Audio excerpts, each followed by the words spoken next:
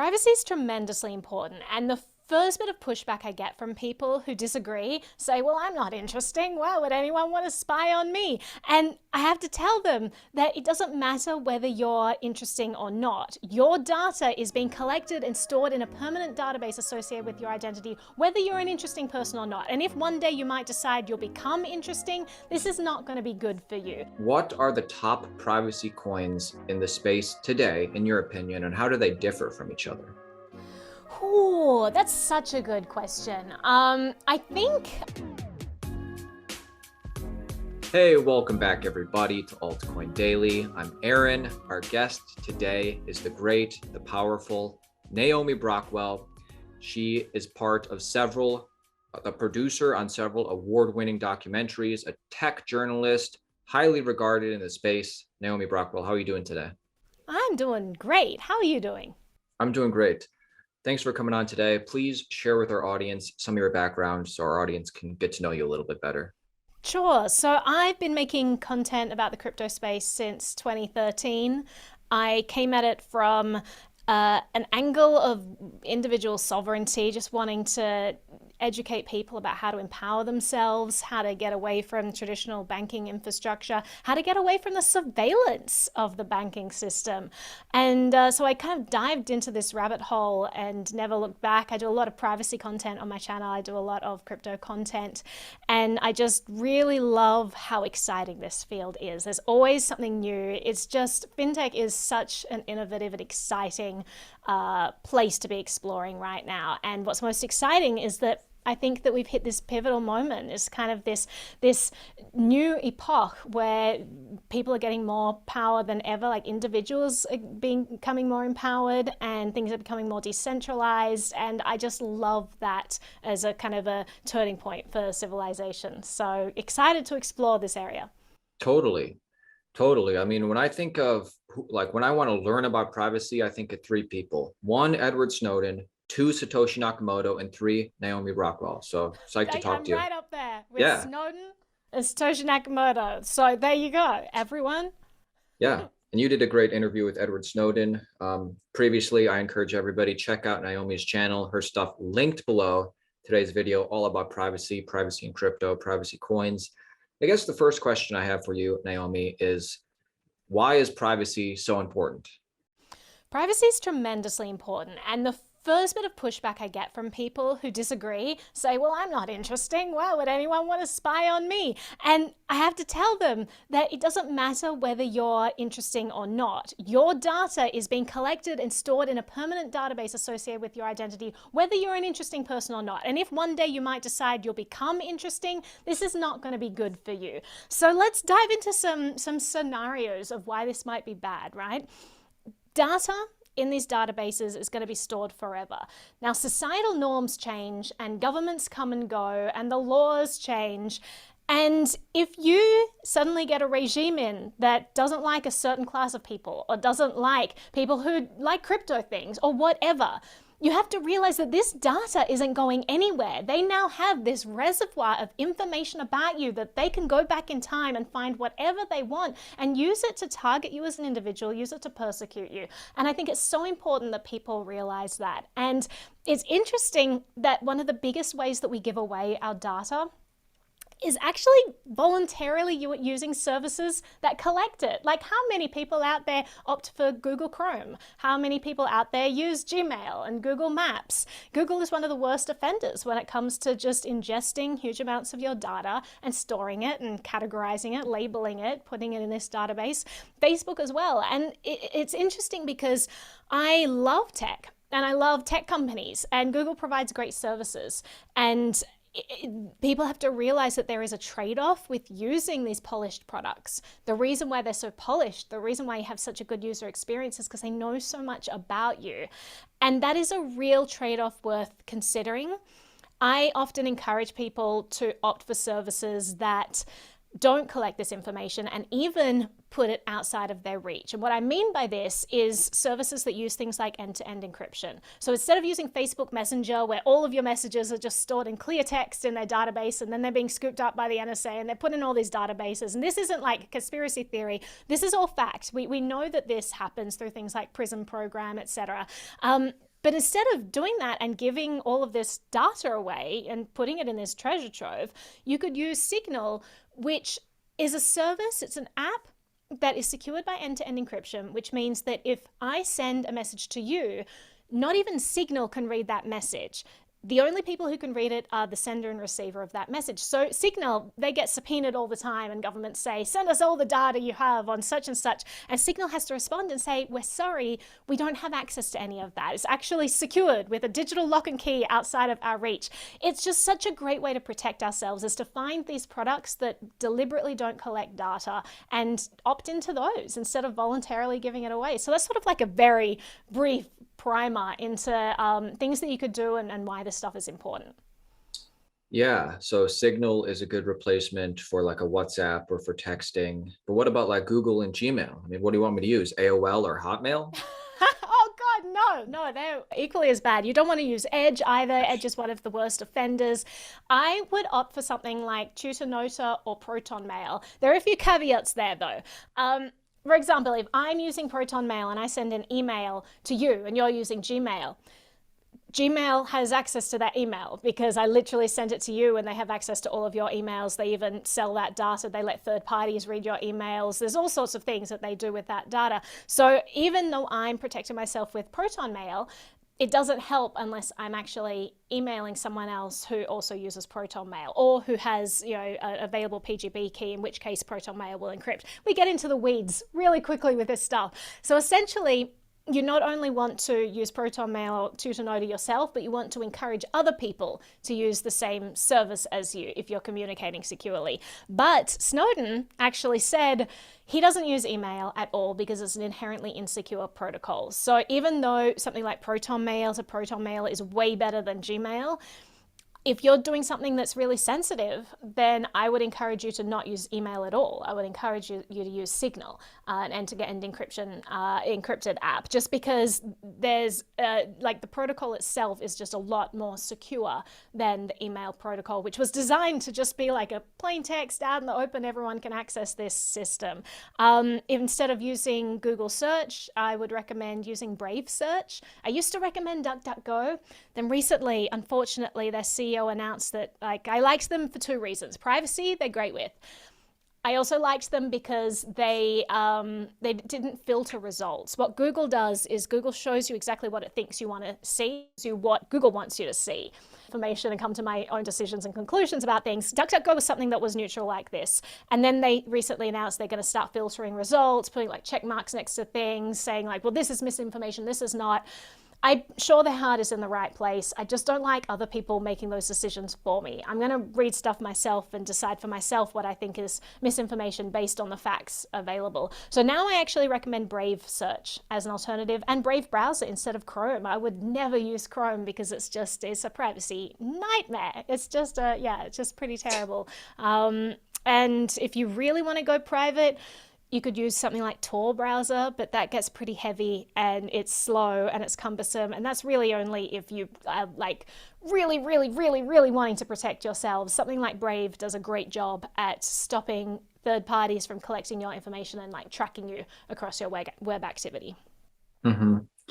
Before we jump into crypto, is there any other secrets, tips, tricks you can share with our audience about how to be private online? How to be private online. Well, number one tip is just look for products that don't collect your data, and even better, products that put that data out of their own reach. There are lots of things we're probably all using Google Maps and it's great, but actually if you have an Apple device, Apple Maps is way more private.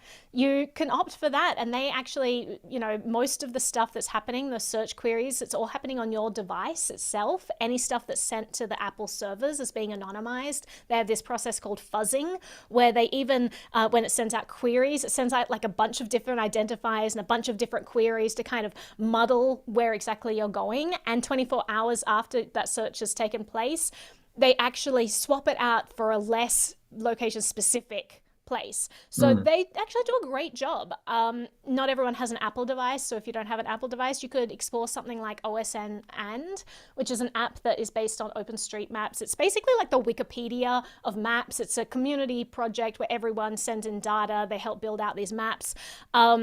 And you could use something like that. I will say that usability of OSN and is nowhere near the usability of Google. Apple is great. Apple used to be bad. It's actually, Apple Maps is fantastic now. You won't notice a difference. OSM and you're going to take a big usability hit. But the good thing about OSM and I will mention is you can download maps offline, so it's actually a good idea to have offline maps on your phone, regardless of what you do every day, because you might get stuck in a no service area. You might get stuck hiking somewhere. It could mean the matter of life and death. It's just a really important tool that I think people should look into. But like as a general rule, I think just learning more about the products that you use, making more conscious choices about those products, and realizing when there are different services you can substitute for example, you're using something like Google, just look for alternatives that may not be taking as much of your data. I really encourage people to start to get into that routine, especially in the crypto space, as governments around the world just start cracking down more and more on this stuff. There's a whole world we could get into with like crypto privacy and people not realizing that even though they've never KYC'd their coins, if they've got a wallet, that wallet is literally like from their IP address, pinging servers and saying, hey, these are the exact blocks and the exact coins that I want information of. I mean, it's just like all of this stuff is being done in the open and is a great way to actually identify you. And so just starting to understand how these things work more, if you are someone who likes financial privacy and general privacy, learn how your wallet may or may not be giving away some of that privacy. And I think that we're going to be a better world if more people start to take better care of this. Privacy is important, and a lot of people don't like crypto. A lot of people don't like everyday people having access to these financial tools. So it is important we safeguard it, and crypto is an important tool that we need to protect, and we need to protect our own usage of it. Totally. I'm happy you mentioned crypto. I want to jump into privacy and crypto and privacy coins. But guys, if you're enjoying Naomi dropping this alpha, smash that like button. If you want to keep bringing on awesome guests like her, hit the like button, share it on social media. And let's jump into crypto. So I guess, first of all, what are the top privacy coins in the space today, in your opinion, and how do they differ from each other? Oh, that's such a good question. I think I'll dive into Zcash to start off with. I like zero knowledge proofs are cutting edge technology. They are really, really advanced new mathematical tools that enable you to basically verify a transaction is taking place without knowing who the sender or the receiver of that transaction is and without knowing the amount, which is incredible. You think about something like Bitcoin, which I also adore, but just how much information the blockchain gives away. I could literally, if you send me money right now, I can then see how much money is in your wallet, and I can see what other places you spend money. If I had, machine learning tools, I could create an entire transaction graph of all of your activities and the people that you associate with. I could start to find patterns in your usage. So a lot of people don't realize how transparent the blockchain is. So zero knowledge proofs are particularly interesting to me because none of that information is public. It's all encrypted. So if I were to send you money via Zcash and it's a shielded transaction, you would look at that blockchain and you would click on sender and it would say, and you'd click on receiver and you'd say, and you say, well, how much was it? How much is the transaction? It'd say, and there'd be no information for you to get. And so if you're trying to track down transactions, that's incredibly powerful. One thing I will say about Zcash, so a couple of things actually.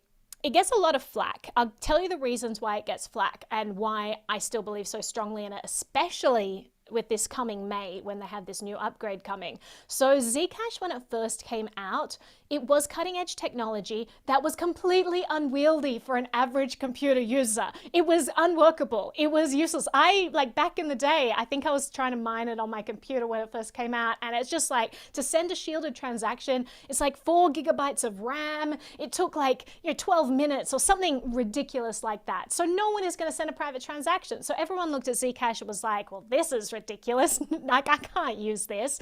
So Monero still has been the most popular popular coin in a lot of usage areas. Now, Zcash team, they've spoken about this. They said, listen, we get that it was unwieldy. We were not putting out something that has a good user experience. We were putting out zero knowledge proof technology, the first real world example of this being used. Zero knowledge proof technology was invented, a long time before Zcash came out, but this was the first example of it being applied to a real world situation.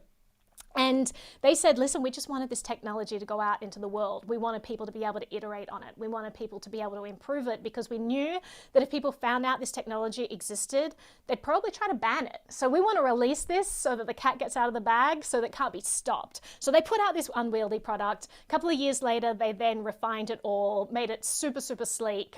They now have this other pool called Sapling. Transactions take, I don't know, 2 seconds on my phone to do the calculation. It's super quick, and to send a private transaction, there's confusion there because you could either send something transparently, just like Bitcoin, it's actually a fork of Bitcoin, or you could send it privately. To send it privately is easy. You just send it to a Z address. If you're sending it to a Z address, that's a shielded transaction. So the way it works, if you send it from a T address to a T address, it's a transparent transaction. Z address to a Z address, it's shielded transaction. If you send a Z address to a T address, you can't tell where it's coming from, but you can tell where it's going to. And if you send a T address to a Z address, you can tell where it's coming from, but you don't know where it's going to. So it's just amazing. And these are both interoperable. So if you're sending from a T address, you could just send to a Z address. It all works in the same system. The other thing that people give Zcash flack about is the trusted setup. Honestly, it's a bit of a big deal, right? You have something that basically, to create the cryptographic standards of Zcash, they needed to create an unfathomably long number. And to create this number, they got a bunch of people, involved, because you didn't want any one single person knowing it. You just wanted different people knowing different parts. As long as one person destroyed their part, at least one person, then it's completely secured. Even if this secret is known, it doesn't break the privacy of the coin at all. It's still completely privacy. It's completely unrelated to that. It'll actually allow people to counterfeit it. So this isn't a good thing, but they went out of their way to have this good, ceremony to set it up and all of that. And then this was for their first pool. They did this ceremony again, including hundreds of people for their second pool. They're about to release in May an upgrade called Halo, where they create a new privacy pool that is called Orchid, and they've eliminated the trusted setup. Which is, that was something that I always was a bit like, oh, how do we know that this isn't counterfeited, and it completely eliminates that. So I think that Zcash is a game-changing position right now. This zero-knowledge proofing technology is used for scalability on Ethereum. Vitalik is a huge fan of it, and he's diving into how to integrate this into Ethereum. Lots of chains are now using this technology taken from the Zcash team. So that's a lot of time that I've spent on Zcash, but it's not the only crypto that is private out there. And before we get to the other cryptos, real quick question. Now, part of this upgrade coming up with Zcash, I heard it's transitioning to proof of stake. Is that accurate? No, not in this one. But they are looking into proof of stake. This is something that the team wants to explore. Obviously, there are different trade-offs with proof of work and proof of stake, but I think that it's a really great move on their behalf, especially considering that we're seeing governments around the world start to be like, proof of work is bad. I don't believe them for a second. They don't know what they're talking about. But that's not going to stop them putting in place bad regulation that may start to target this stuff. So I think that, along with some other trade-offs that actually work in proof of stake's favor, I think it's cool that they're exploring that. So it's not coming out in this next upgrade, but it is on their roadmap to explore. All right. And then, other privacy coins that you like in this space. Yeah, well, it's interesting. So Firo, however you might pronounce it, they have another really interesting cryptographic standard. So they're using a protocol called Lelantus Spark. And the reason I bring this up, because Firo is really tiny. You may have heard of them in their previous incarnation. They used to be called Zcoin. Hmm. Don't confuse it with Zcash. Obviously, Hmm. they changed their name because it's incredibly confusing. That was a really good rebranding opportunity. But when they were called Zcoin, for example, like the government in Thailand used their blockchain as part of their voting. So it's not a nothing coin. It's something that actually has been around since before Zcash. And was actually the protocol was designed, the white paper was written by the same people who wrote the Zcash or the zero cash protocol white paper. So it's like it comes from like a similar place, but they now have this new technology called Lalanta Spark. And the reason I bring it up, even though Firo is quite small, doesn't have a huge user basis, is that Monero has been looking at Lalanta Spark and looking to adopt it, which I think would be great because I think Lalanta Spark is a really good privacy technology, and I would like to see Monero head in that direction. Obviously, Monero is another coin that's incredibly popular in the privacy space. I think that, like on dark markets, for example, it's you see a lot of Monero usage. Zcash is actually getting more there, but primarily it's Bitcoin. So Hmm. Bitcoin's still king, completely transparent coin there. But Monero, they do a lot of different things. They, instead of being able to implement this privacy in like one fell swoop with zero knowledge proofs, they do different things. They have like bullet proofs, they have stealth addresses. They kind of do it in like a different fragmented way. One way that I think Monero actually well, it's not the protocol level, but something that the nodes do, and it's a voluntary thing, is use something called uh, Dandelion Plus or Dandelion Plus, or I'm going to get the dandelions wrong. But essentially, the idea is that if you are broadcasting something to a network and the first node in your vicinity gets this transaction, they're going to broadcast it, and suddenly you get a reasonable idea of the geography of where that initial transaction was broadcast for. So you can see how that would leak privacy. Well, in Monero, they've implemented like a voluntary things that nodes can implement. I think it's by default,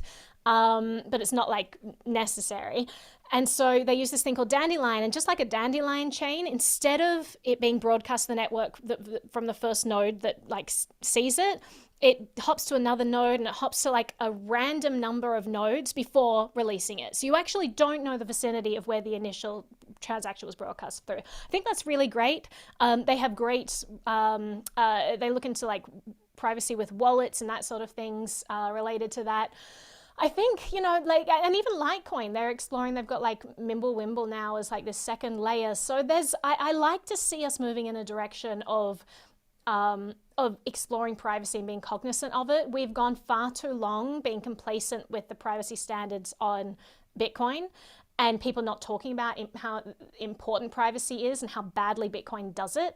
Now the rhetoric has changed. They're looking at lightning channels as a way to obfuscate transactions. I think more discussion in this area is needed. I love seeing all of these different camps explore different ways of implementing privacy. It's so important. And I love the competition as well, because we can start to see like which ones work best. And, coin joins, we've learnt recently that they're completely useless actually for hiding things. Like if you think that you're using mixing services and it's helping, there have been so many situations recently where it's just shown that you'd have these transaction graphs that just kind of undo that. Like we may look at a bunch of addresses and say, oh, it could have been any one of those. You get really high powered machine learning tools suddenly sensing patterns, and you can start to undo that. Also, one thing that undoes it, like a lot of people don't realize that your uh, transaction history, like chain analytics, doesn't just work by looking at where the coin is coming from, etc. So mixing it up doesn't necessarily help. They're looking at for patterns. They're looking for similar amounts of money moving across chains, moving, associated with the same IP address. Like they're looking for all these patterns. So there's so many ways that privacy could be undone, but I'm so excited to see more projects exploring it, and I just want to see more development in that direction. And already, like we've got some great privacy coins out there. Hmm. You mentioned Monero, there's Zcash, there was what was formerly Zcoin. You mentioned Litecoin on layer two. Any other privacy coins that are worth talking about? Oh, I mean, there are lots. Pirate Chain is something that is, I kind of find it an amusing name, which is a fork of Zcash, essentially. You've got like Horizon is something that was years ago. They used to be called Zcash, and now then they rebranded maybe like 4 years ago. Gosh, I lose track of time. But there are lots of different projects that are exploring this stuff. I also know there's something called Railgun, which is basically a second layer for Ethereum that is in the process of being developed. It got some big backers. Basically to figure out how to make this smart contract world, this world of DeFi based on Ethereum, more private. So Railgun is an implementation of that, something that I'm keeping my eye on. There's lots out there. It's an exciting world for privacy, but yeah, the Zcash update comes out in May, and Mhm. I'm keeping an eye on that one. Now, these privacy coins, do you think of them as stores of value and potential investments, or you just have them for their utility? So, in case you need drugs or hookers or something. Well, it's always great if you need drugs or hookers. I think that you can't have money without privacy. So I honestly think that it's going to be a future where we don't even use the word privacy coin. Everything is going to have to include some form of privacy because consumers will demand it as they get more aware of why this is important. So I absolutely, as much as I think Bitcoin is a store of value, absolutely think that some of these other coins are as well for the same reason. Bitcoin's utility is that it's uncensorable money. It's uncensorable money that it has no middleman, that you can send instantaneously to the other side of the world. I mean, privacy coins have the same, except you add the privacy to that. So now you have something that's completely private and you can send without fear of being censored or stopped or money being seized. So I don't give investment advice. I don't even go that route. I've been in the space too long to learn that I am not good at calling the top or the bottom, but I've been very good at calling the underlying value of things. I'm not usually someone who just follows latest trends. I find meme coins hilarious, but they're not something that I partake in unless I feel like gambling that day. But these other coins, the things that provide true decentralization or true privacy, I'm looking at Thorchain as well, a real decentralized DEX, cross-chain. That's an exciting development because all of our interactions between cryptocurrencies, the vast majority of it is happening on these centralized exchanges. 99.99% of Bitcoin exchanges are happening on centralized exchanges. We have these great walled gardens come up like Uniswap, SushiSwap on Ethereum, and then on things like walled gardens on Solana, walled gardens on all these different chains. Now with Thorchain, we have something that isn't a walled garden. It's actually a way for these chains to participate. So I'm looking at all those things from a utility standpoint, and absolutely that's the direction we're moving in. That's the direction that I think consumers are moving in with regard to their needs. They're sick of exchanges seizing and freezing funds and all the KYC and all of that. They're sick of all of the privacy violations that go on with that as well, and they just want their transactions to be private. They want their finances to be truly self-sovereign, and I think that these are tools that help enable that. Mm-hmm. And then this is all great. And then my final question as we wrap up is, I think most people have Bitcoin, most people have Ethereum. What are some easy, practical strategies that people can implement for being more private with those two coins? Like you said, be wary of coin mixers. For Bitcoin, I think you want to generate a new Bitcoin address each time you use it, stuff like that. Do you have anything? Yeah, that's actually an interesting point with the generating new addresses. It was sort of thrown around at the start as a good way to create privacy, but we've learned that chain analytics is so powerful. It tends to not be that helpful, which is surprising to a lot of people because the way that they're actually tracking these things, it doesn't matter whether it's a different input, a different output. It's a So should different I even bother wallet. generating a new one or? I do it. I don't know whether it's helpful. I just think that people shouldn't be complacent and think that that's protecting them. People should realize that they have to go to far greater lengths, unfortunately. And you need to be aware of your IP address. You need to be aware of your wallet. For example, there are wallets that you could download just wallet addresses that are pertinent to you. That's actually a huge privacy violation because, as I said, you have these cloud servers that are getting your request and storing that information, and they get disappeared. Suddenly, someone has access to all the wallets that you've been querying. That's how chain analytics companies have caught lots of people actually using blockchain explorers. And a lot of people, if they're just querying, oh, how much is in this address? I'm not going to open my wallet because, I want to be safe. They'll just go to a blockchain explorer and type in the address there. And these blockchain explorer websites are literally just harvesting their IP data and figuring out who they are. So being aware that wallets do the same thing is important. There are wallets you can get that will download an entire block. So it's not clear what in that block you are looking at. And by doing that and then passing it on your device rather than, passing it first and just downloading the specific wallet addresses, it takes up a lot more bandwidth. It's a lot more computationally intensive for your phone. So there's a huge trade-off there. Running a full node is a great privacy way of, being able to not have to query third parties, just query yourself every time you want to see the state of the blockchain and how much money is somewhere, whether a transaction went through. But just be mindful of wallets and the way they handle your data.